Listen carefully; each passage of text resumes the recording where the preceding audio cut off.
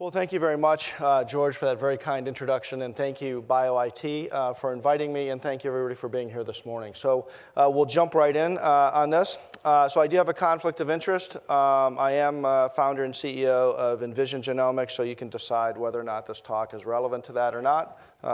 It's related, but. So the market today, the market is segmented into reference laboratories for genes, gene panels, exomes, which is about 1.5% of the genome, whole genome, sequencing technology companies, bioinformatic companies, data storage companies, IT companies. But how do you glue all of this together? So things that people are worrying about is startup costs. It's really expensive. The technology is going to change.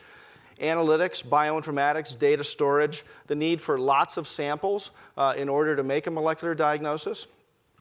Technology is expensive and is changing, and it's the cost per test and reimbursement. So if you wonder why we're not using this more clinically, it's all on this page, okay? But perhaps what we don't think about often enough is the rate-limiting step, and you're all bio-IT folks, is how do we get a terabyte of data to the fingertips of a physician that in the United States has 7.5 minutes of contact time with a patient? If we can't do that, we don't need to do the rest of this, because that's the rate-limiting step. And how do the patients use that? So I'm going to focus my time on thinking about that. Here's the other part I want you to think about is the researchers. Our research is publishing conflicting data.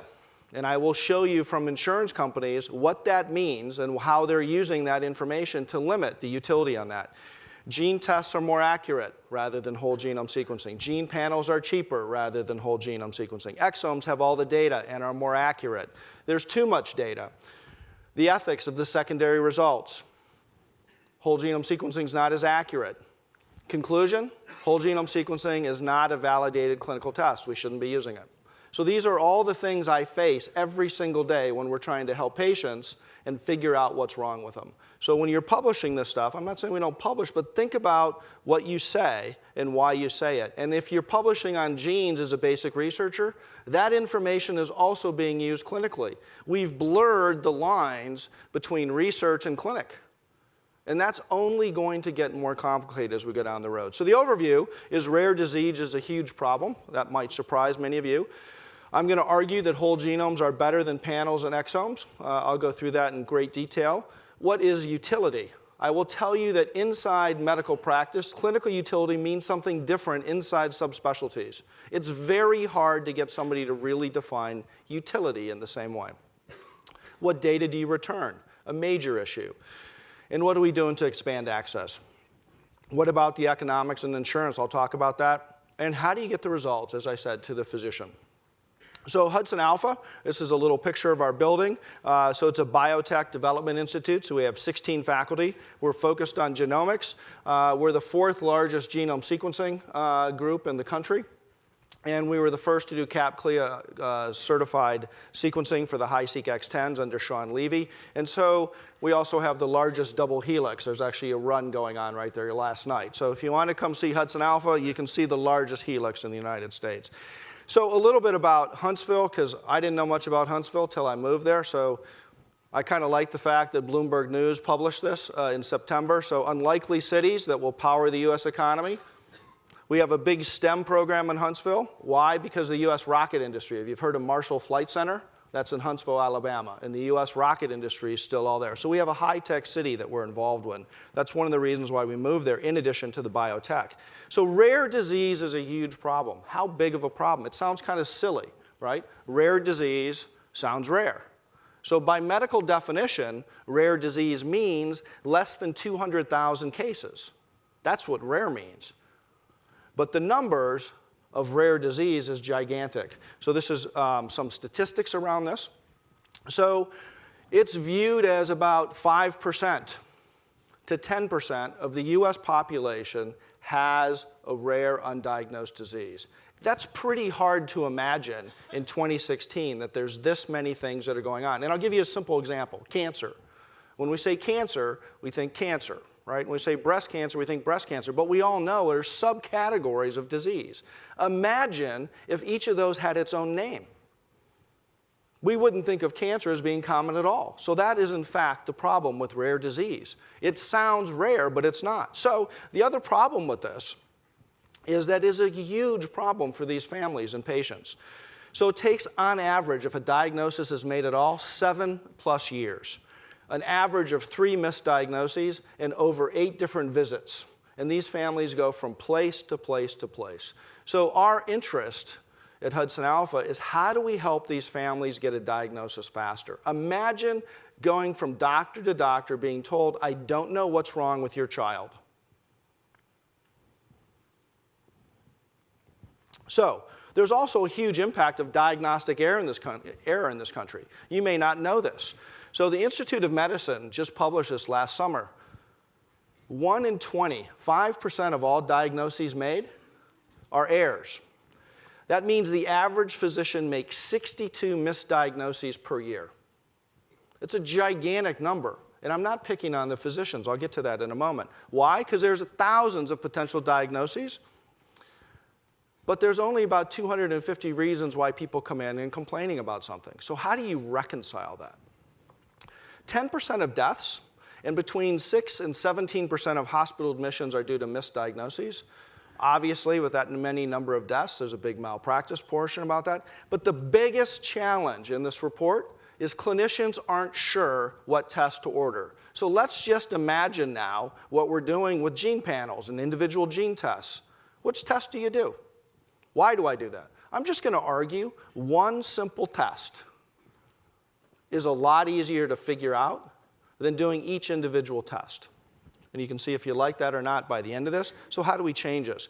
So I'm just going to say the only thing in this room that doesn't have a blueprint, this stupid tie has a blueprint, okay? You don't have a blueprint. We ask our physicians to practice medicine without a blueprint. And worse than that, we practice medicine on average. So these two individuals, they're phenotypically distinct from each other. They're both adults, and they both have a headache. And they go to the medicine cabinet, and it says adults take 2 aspirin. How many of you think? And everybody laughs. Why do you laugh? Why? Because it's silly, right? Shaq should take 4. And I can't find Danica's weight, but I'm guessing she's going to take 1. Okay? But on average, they're both adults. Take 2. That's how we practice medicine. On average, that medicine's safe. On average, you should do this. But the reason you could laugh is because you could see the difference between them. If the physician couldn't see the difference, how would they know? So your DNA, in fact, gives you that information. So these two individuals, as you know, are only different between 4 and 6 million base pairs. And one single change is enough to cause a disease, whether it's cancer or rare undiagnosed disease. And if you glue together all the DNA and all the cells end to end, it's 666.5 round trips to the sun and back. You are all a big data problem for your physician. So how do you glue this all together? How do you do something with this? Well, and then there's precision medicine, right? So these are all the pieces that go around in precision medicine. And my view of precision medicine is this is all the information that you in the bio-IT world have to amalgamate down so a physician can be able to use. So to me, precision medicine is what we give the physician. What you do with the data from your genome, that's personalized medicine. And if you've had your genome sequenced like I have, and you have breast cancer in your family like I have, and you have 2 daughters like I have, that's a very personal conversation. That is not a precision medicine discussion at all. That's, do you want to know if dad's carrying BRCA mutations? And of course he is, right? Because we all carry variation in our genes. We just don't know what they all mean. That's a personal conversation. So there was a time when it cost $1 billion and 10 years to sequence the first human. Genetics was a subspecialty. Now genetics is everywhere. In fact, your family history data is a poor man's genetics. Did you ever think about that? The whole reason you fill out a family history form, it's genetics. It just happens to be lousy data because we never talk about it, right? When patients weren't consumers.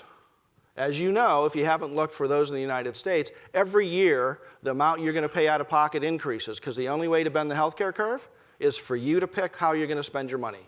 Okay, so that's only going to get worse. You're going to become increasingly a consumer when sequencing was for research use anyway. So I got into this with Nick Volker. You may or may not have heard this story. So this is Nick at 2. This is Nick at 4. After he's been in and out of hospitals for several years, and trial and error medicine is what we were doing on this. And surprisingly, medicine pays for trial and error. Right? We all talk about evidence-based medicine, but when we don't know what's wrong, we pay over and over again for trial and error. So I got involved with Nick was dying. Alan Mayer contacted me and asked if we could sequence his genome. We said, well, we thought so. We did exome sequencing, and we came up with he's got a gut disease. And the solution was to do cord blood transplant for a gut disease. There is no evidence in the literature to say you should do that. But here's Nick 42 days after transplant. And here's Nick at 11 years old, now down opening our clinic. There's been interest around this. The reporters that got involved in this actually won a Pulitzer Prize. And there's been interesting analogs, or what people think how we did this and how we didn't do this. If you really care, and I don't know if you want to know this or not, but the publishers just put out a book. I think it comes out next week or this week. Anyway, I have no vested interest in the book other than I'm in there. But otherwise, if you're interested in the story, it tells how we really did this. It was hard for us to get this published. It was an N of 1. We went to 7 journals, and we couldn't get anybody to publish this. Why? Because we were cowboys and irresponsible for using a research-only use tool, right? And to do something that we were just lucky on. That's what the views are around the world. I'm very happy to say that now there's been an estimate over 200,000 patients have benefited by next-generation sequencing, which sounds great, except for the fact that there's about 20 million Americans that need the sequencing. So we have a gigantic gap between what's possible and where we are. So we asked this question back in 2010. How many NICs are there? How many can we solve? What if we deploy this technology and make this available and move out into the clinic and more common? I will tell you that in this audience, multiple people will come talk to me about a family member that has a rare disease. So I'm going to encourage you, if you are comfortable with that, to share that with your friends and neighbors around this. People have to know how common this is and how desperate people are around this, because without that, we're not going to go anywhere. So share your story with people if you're comfortable with that. So I want to just talk, people tell me over and over again that it's not useful clinically, that it's not going to benefit people don't know how to use it, physicians aren't going to want to use it. But I want to just show you a video. This is from when we were in Milwaukee.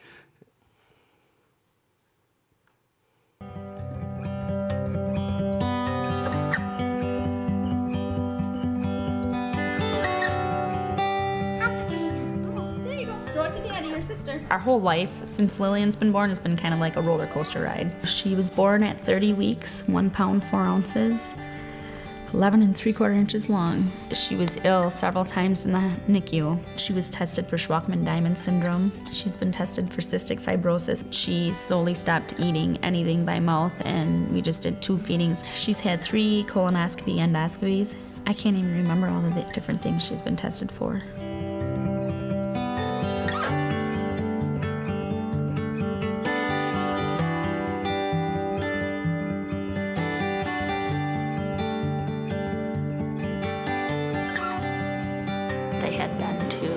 Many institutions. They had been seen by many doctors. They'd been seen by geneticists. They'd been seen by all sorts of other subspecialists. She had been through so many different tests, and with them all coming back negative, I think that at times that they wondered if they ever would find a diagnosis. She became sick in fall of 2010.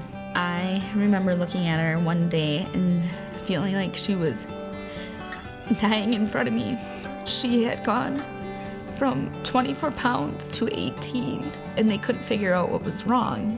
So that's when we came to Children's. The whole concept of the whole genome sequencing was new to us. Genome sequencing is a process where we examine or we look at all of the genetic material, all of the DNA, all of the instructions that a person has. Its purpose is to help us diagnose children when we've not been able to find a diagnosis before. Many physicians suspected she might have a genetic condition, She really fit many of the criteria of a patient who had an unexplained disorder and for which there may be potential treatment strategies. Genomics is almost our fulcrum, if you will, to the reach out to the many specialties that our genetics program supports. One of the remarkable aspects of whole genome sequencing is really the range of patients that we've been able to help.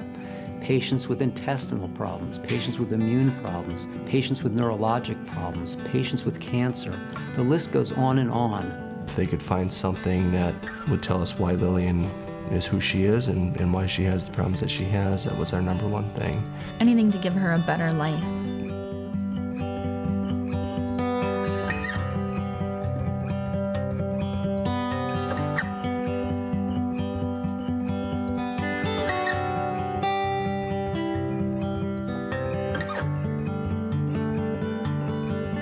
When we finally found the molecular diagnosis for Lillian through her genomic sequencing, we were just ecstatic. I couldn't wait to pick up the phone. I couldn't wait to call them. She's the first child that's been diagnosed with this in the United States. She's unique, the diagnosis is unique. We have an answer.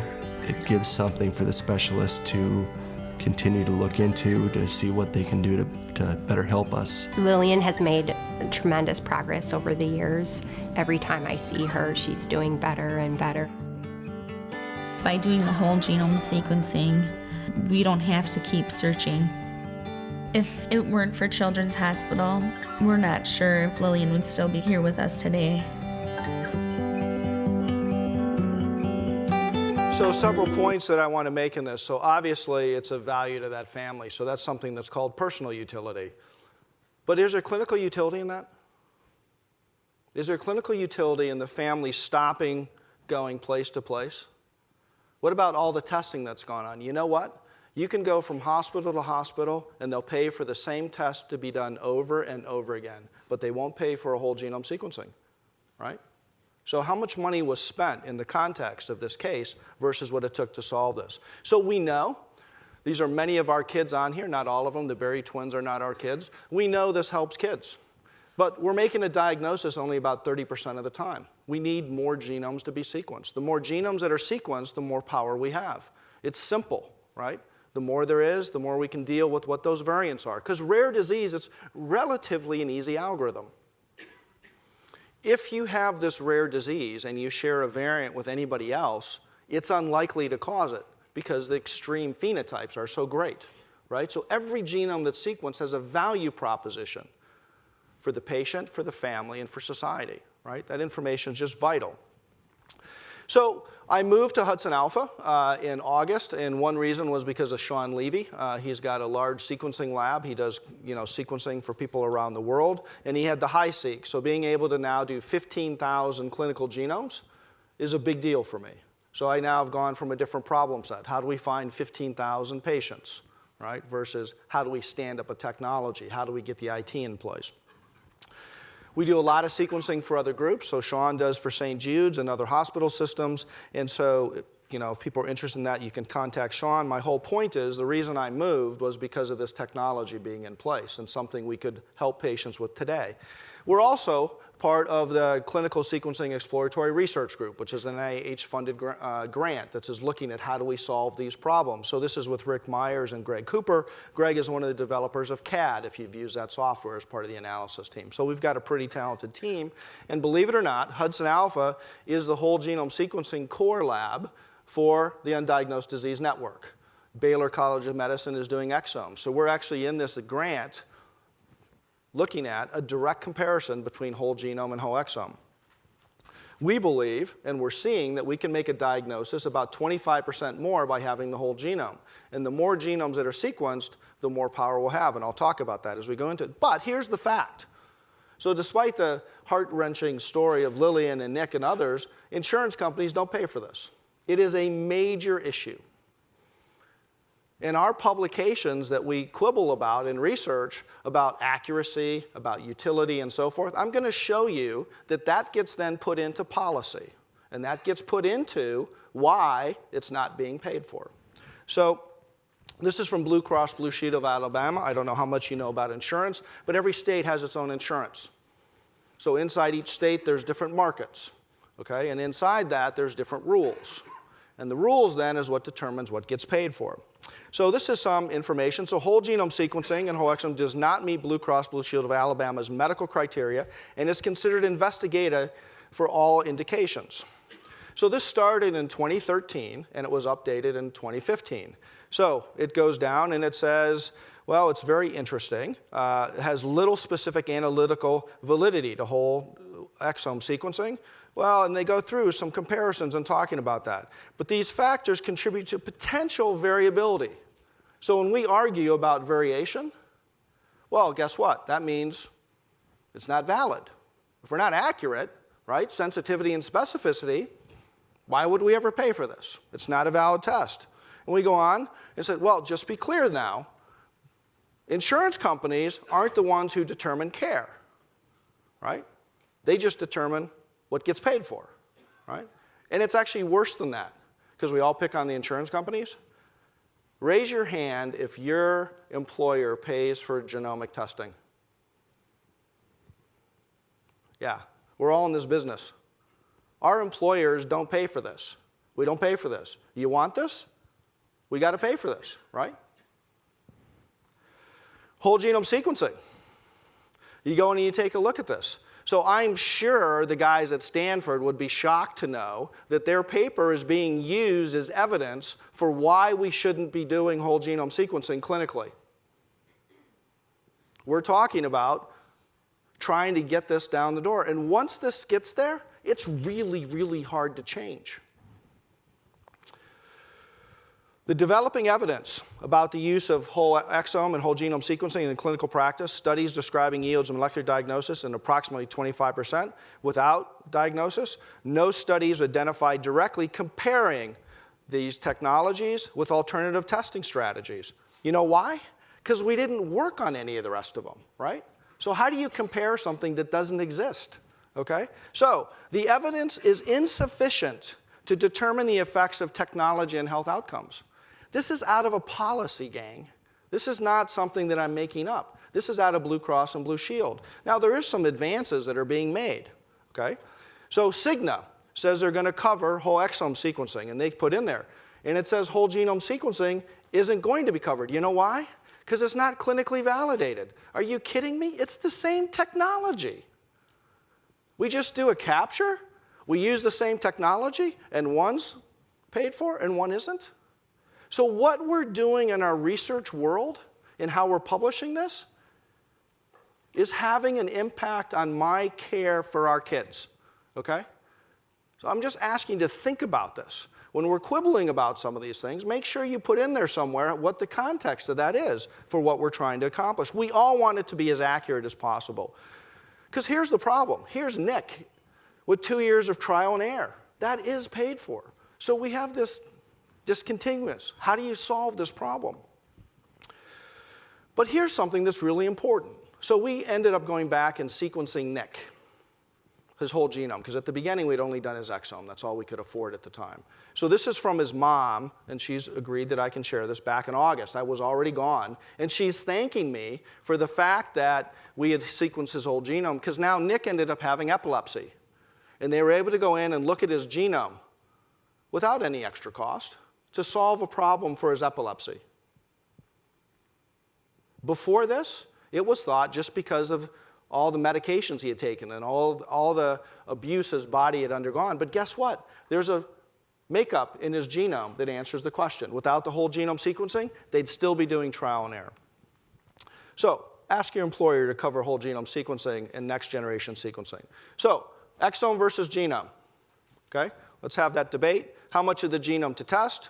ENCODE says 80% of the human genome is functional, biochemically functional. The exome tests 1.5% of the genome. Could the missing heritability be there? Are we only making 30% of a diagnosis because we're not looking at the other percent of the genome that's functional? I'm going to say yes. Gene panels are standard. We're driving these. Why? Because they're reimbursed.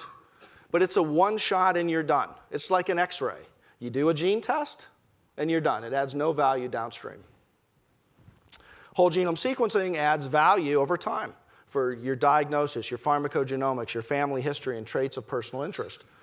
It's something that's incredibly unusual in medicine. Every single person who has their genome sequenced will get a value proposition out of it, and so will their family, and so will society. I know of no other test that can do that.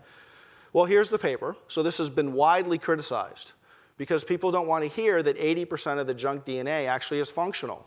Now, what do we know about function on this? Well, the truth is we don't know a lot. There's a lot of information that needs to be done. We need data to be captured around this. People need to think about that. Smart people like in this meeting.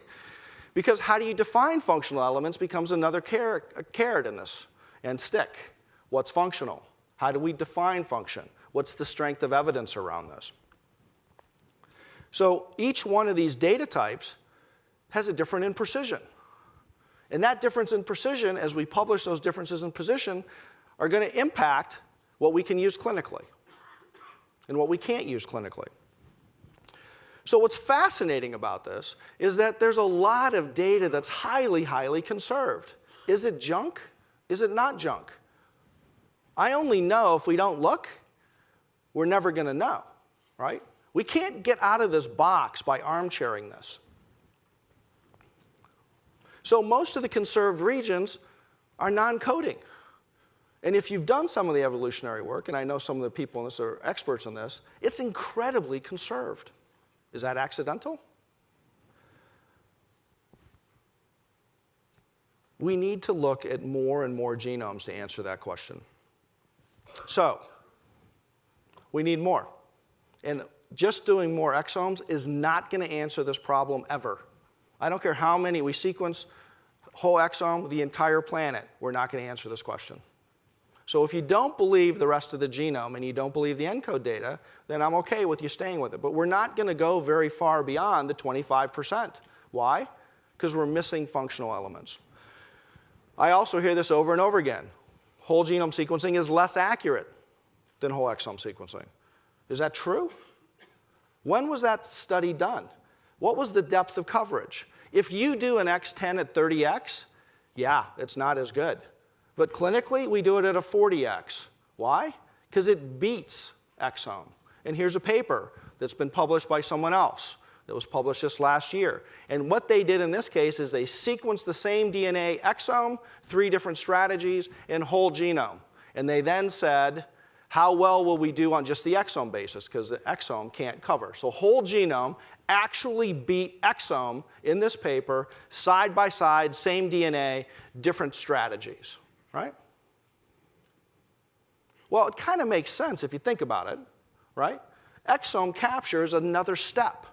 There's another loss. There's another error set. Anytime we do another step, there's another problem around that. That's not new. That's not surprising. So is it really less? Well, it's not going to make any difference clinically, right? Because all the information's in the exome, right? I hear that over and over again. Except we published in 2013 that actually that's not the case. So in this first study that we did, we made 9 out of 22. That was our success rate. But we had done whole genome, and we could go back in and then say, what if we had only done exome? We would have missed 3 out of 9 had we only done exome. Okay? So the data's out there, right? It's just a question of do we want to use the data? And we are, as part of the Undiagnosed Disease Network, we are making calls that you wouldn't have been able to make if you had only done exome. So it's not less accurate, and it has clinical utility. What data to return? This is where the data guys have to really get involved in this, because this is where it gets really hairy, right? So the ACMG guidelines, well, that's much easier if you're only going to give the 56 genes back. But is that the right ethical position to take on that? Well, the Presidential Council goes against what ACMG said, right? So, and we actually think there should be a categorical model of choice. We've been doing this since 2010, which means the family and patients get to make up their mind. What data do they want back? So, mandatory disclosures, since these are mostly pediatric cases, and optional. Do you want only mandatory? Do you want non-actionable adult childhood? Do you want actionable adulthood? Or do you want non-actionable? In other words, should you as a parent be allowed to know whether or not your child is at risk for Alzheimer's? Who should make that decision, right? So we actually asked the patients this. And what we found was 58% of the people wanted to know everything. Well, that's just an education problem, right? Those of us in the know, you don't need to know that information, right? So we then went out and we did something really evil. We went out to medical geneticists and genetic counselors and asked them the same question. If it was their child, what would they want to know, right? So it turns out that 31% of those of us that know better want to know everything about our child. So that tells us something fundamental. As a parent, we have a different ownership on this. So who should make that decision? Well, now we do this. We actually do give the patients the choice. So this is our incidental findings. Okay, if you're developing software, that should give you heart palpitations, right? Because now it's different data sets. And you've got to be able to do this rapidly, right? So our analysts have to be able to do this, and the physicians, in less than 4 hours with the whole genome. Otherwise, it's not economical, and we can do that. So we have to build that in. How do you solve that? And that's going to change. How do you stay on top of that change? That's bio, that's IT, that's big data set problems we've got to stay on top of as we go through. What about discrimination? Well, Gina's a little bit of a step in the right direction. What do we do as secondary findings? We have to think about how do we define that, because actionable is different. And I'm going to give you some examples here in a moment. The impact of our findings, the right to know. What if I want to know, in my case, about breast cancer, and my daughters don't want to know? What do we do about that? Infrastructure inadequacies. We don't have the infrastructure to be able to provide all of this. And the way you view this is really dependent upon this. So this is my favorite. Okay? So you're either seeing a young woman looking over her shoulder, or you're seeing an old woman pointing down. You're either seeing a rabbit, or you're seeing a duck. Same data, 4 different combinations. Some of you see the old lady and the duck, some of you see the old lady and the rabbit. It's the same data. But your perspective is what changes. And I will tell you, if you're sick, you have a different perspective on this. If you're a family member and your kid's sick, you view this very differently. It's not a one-size-fits-all. It's never going to be a one-size-fits-all. That's a big problem. And your perspective is critical. So when you now take personalized medicine, which is personal decision, and you combine it with precision medicine, wow, right? That's a data nightmare. But that's what we need. And then how do you get that to a physician with 7.5-minute contact time? So summary of data return, it's a personal decision in our view, in our ethicists. It's a balance between paternalism and personal choice. There's cultural differences, huge cultural differences. There's gender differences in all this. Well, of course, you can now back up and say whole genome sequencing is just too expensive, right? So you can fall back on that argument. But is it? So here's better care, lower costs, so ways to implement and share. So this is just some Nick Volker ending a diagnostic odyssey. He would still have his colon and the family wouldn't be $7 million in debt. Informed decisions, making wrong choices. So in this case, we had a girl, a little baby who had liver failure and she was up for transplant, but she's also showing some neurological decay. So we ended up sequencing her genome and found out she had a novel mutation and a known mutation in a gene called Twinkle, which Twinkle is not a nice gene. It kills you with neurological failure. So do you do the liver transplant or not? So the family decided not to. And the mother said, well, at least I know it's not my fault, and the liver that would have gone to my baby can go to a baby that can have a long life. That is both clinical utility and personal utility around this. What's the cost saving on that? Forget the pain and suffering. I don't even know how to measure that if we had gone through that. But it's at least $500,000 in the healthcare system. Avoid an inappropriate treatment. So here's a family of 3 boys.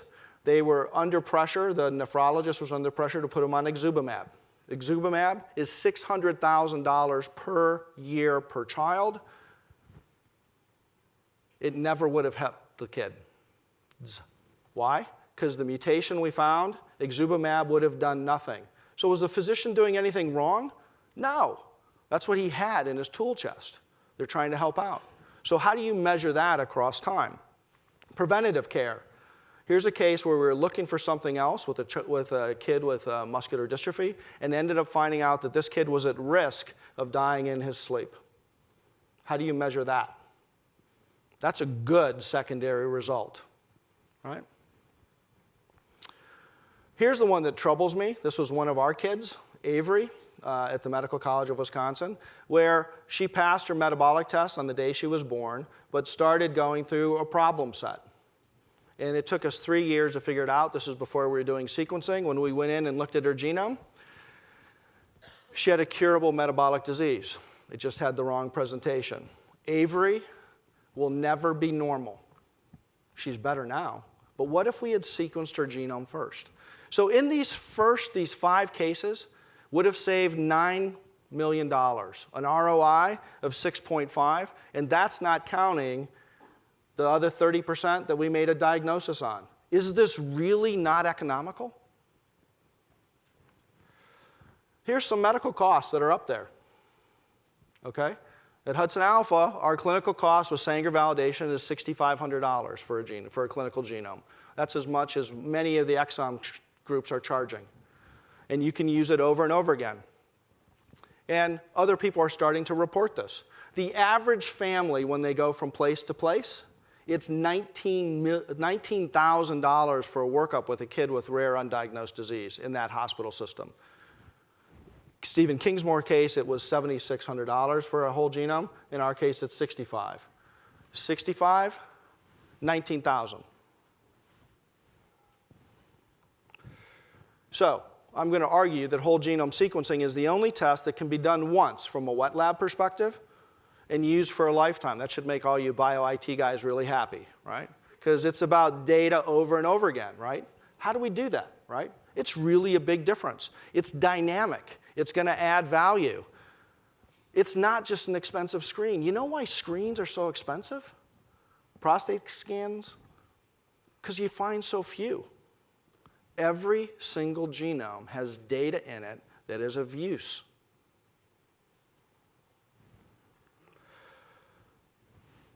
It's all about care. It's really, for me, all about care. There's 20 million Americans that need whole genome sequencing. So these are all the hospitals in the United States. There's about 6 that are doing this. The entire world's capacity for whole genome sequencing is about 1.2 million. We simply have to do better. At some level, we have to quit arguing about this and do it. So who's going to help? How do you get this out there? How do you help more hospitals do this? That's all of our jobs to figure that out. So in Alabama, we've got 3 clinics now that are developed around whole genome sequencing. One in Huntsville with Hudson Alpha, one with Children's of Alabama, and one with UAB. So we've partnered, and we're working together to try to get whole genome sequencing to at least more people in Alabama. And we've set up telemedicine to deal with our rural neighbors. How do we get a hold of these people? How do we treat? How do we help patients do this? How do we help the physicians do this? So it's doable. You just have to choose to get involved in that. So summary then, utility, we're making a diagnosis about 25% of the time. Over time, it increases to about 39%. Why? Because there's more data available. How do we get more faster? More genome sequenced. Personalized medicine, personal utility, choices about the data. Precision medicine, I talked about that. It's how do we use this clinically. Your publications are influencing care. Whether you're looking at a gene, you're looking at a zebrafish, we're in a different world now. Think about that as you're doing what you do. Data return, what do patients want back? Who gets to decide this? Whole genome versus exome. We're finding a 25% increase, and this is going to get better with time. Utility is going to increase with time as we have better definitions around that. And I'm just going to ask, this is my favorite question. So physicians get asked this all the time. What would you do? So if it was your family member who was sick, would you do exome or would you do whole genome? And if you answer exome, I'm okay with you practicing exome medicine. But if for your family you'd do whole genome, then you should be doing whole genome. It's one wet lab test with a lifetime of dynamic data. Here's something that you have to think about. Today, all around the world, there's physicians making diagnoses on these people or lack of diagnosis, whether we give them the data or we don't. I'm simply going to say, if we can give them a blueprint, I think they can practice better medicine. The onus is on us, those who generate the data and those who analyze the data. So this is Jack. Jack was one of our kids. Here's Jack riding a bike, Jack after a soccer match, Jack not so sure he wants a kiss. I went to Jack's funeral a year ago. We read his genome. We didn't find out what was wrong with him. And you know why this is a problem? Because Jack has a brother. And we don't know what's wrong with him. This is not esoteric. This is people in need, and we just have to do a better job around them. So I'm going to close by a selfless promotion for a conference we're holding in Hudson Alpha. What we're going to do in this, it's a unique conference. We're going to be doing genomes for adoptees. They're going to get data back. And for rare disease, we're going to have physicians, patients, adoptees all available. It's open if other people are interested in that. There's also options for, I have to say this, people that want to sponsor. Thank you for your attention.